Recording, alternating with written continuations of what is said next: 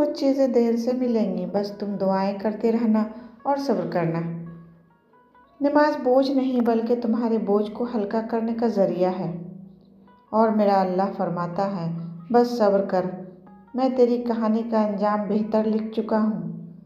जब उम्मीदें सिर्फ अल्लाह से हो तो रास्ते समुंदरों में भी बन जाते हैं। मायूस क्यों होते हो? तुम्हारा रब एक फूल को हंसाने के लिए पूरे आसमान को रुलाने की ताकत रखता है। आजमाइश तो सिर्फ मनपसंद चीज़ से ही शुरू होती है। दिल जिस बात पर जिद करता है, रब उसी बात पर आजमाता है।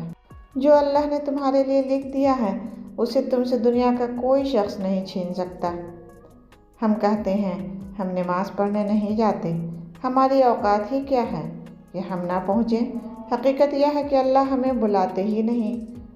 उम्मीद कभी न छोड़ना, कल का दिन आज से बेहतर होगा इंशाअल्लाह।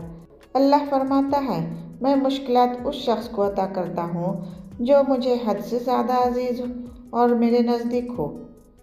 जब तुम्हारी ज़िंदगी का फ़ैसला करने वाला अल्लाह है तो तुम मुतमईन रहो, वो तुम्हें मायूस नहीं करेगा। वो हमारे सब्र करने पर भी तो हमारी ज़िंदगी संवारता है। उसकी मसलहतों को नहीं समझ सकते हम, लेकिन वो आहिस्ता आहिस्ता हमारी ज़िंदगी संवारता है। मत दो दुनिया को सच्चा होने की दलील, बस यही सोच रखो कि अल्लाह सब जानता है। हालात कोई भी हो, शुक्र हमेशा शिकवे से बेहतर होता है। अल्हम्दुलिल्लाह रब्बिल आलमीन।